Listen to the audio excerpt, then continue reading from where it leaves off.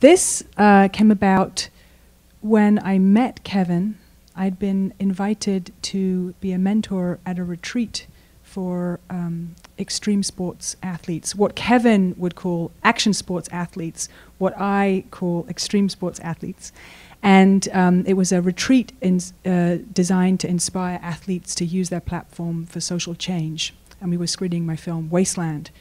And at the back of my mind was this idea, ooh, extreme sports, that's a really interesting world, and I don't know what I make of it, because when I watch those sports, I find myself being very compelled. My eyeballs are sucked out of my head, and I want to watch them, but I'm so worried about them, athletes. So I happened to meet Kevin, and instantly was struck by him, of course, as you've seen. He just struck me as a incredible, charismatic star with an incredible story. Now, this was after the crash. This was Kevin's very first outing after the crash in 2010. And Kevin was very early in his recovery. He kept reintroducing himself to me, and he couldn't watch my film Wasteland, and he was really early in his recovery. And to start with, I thought, my gosh, what an amazing young man, but I didn't think of making a film, I guess for two reasons. Partly it seemed like the story was over.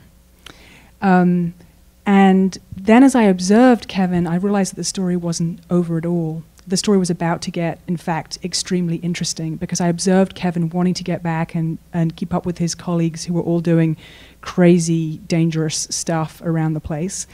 And I thought, my gosh, what is it to have this thing that you do taken away from you, and so suddenly and dramatically, and is he going to dig deep? What's going to happen to him? I wanted to find out. And you saw it in those family scenes and just everything. They welcomed Lucy and the camera crew and everybody just in, and kind of really gave it a very cool perspective. So I was so lucky.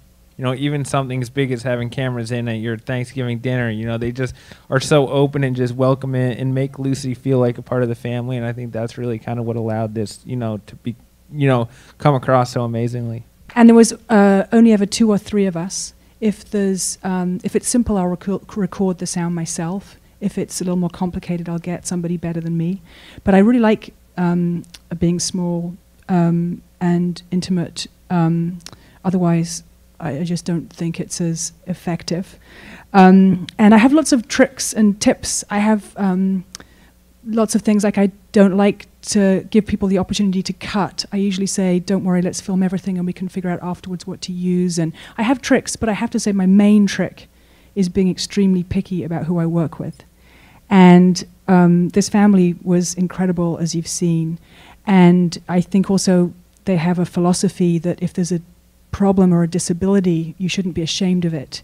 And it's good to share it. And they have this courage and honesty that you can't, no amount of brilliant documentary directing is as good as picking. My dad had some of that footage from the very early days, and then growing up, kind of, there was always a camera around me, and I'd always been filmed, and so there was a ton of footage. And you know, luckily for me, my family hadn't always been filmed, and they just open arms welcomed Lucy and the whole crew into our family and allowed us to be filmed. But for me, it was just normal because I've been filmed my whole life, and luckily for the movie, we were able to get all that footage.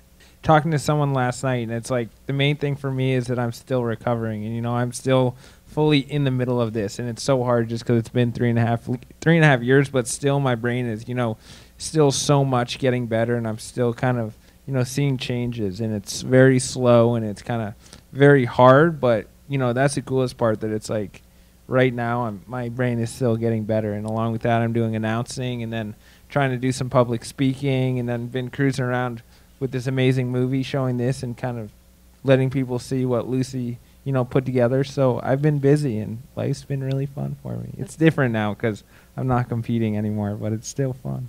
I think Kevin's story dramatizes how high the stakes are for these athletes and what is going on in this world of extreme sports that has only ever been shown through these glamorous films that only ever show how, you know, gorgeous and snazzy it all is. And we wanted to really sort of truthfully share Kevin's experience and his family's experience. which is surprisingly rare. There's so many sports films, but not something like this that's been done before. And I think it does raise a lot of questions about whether the conversation about safety has kept pace with this thrilling evolution in the sport in our lifetimes. I'd like to thank these guys, Mom and Dad, and Dave. Dave especially coming. Dave, Dave wants up. Come on up, Dave. Thank you, guys.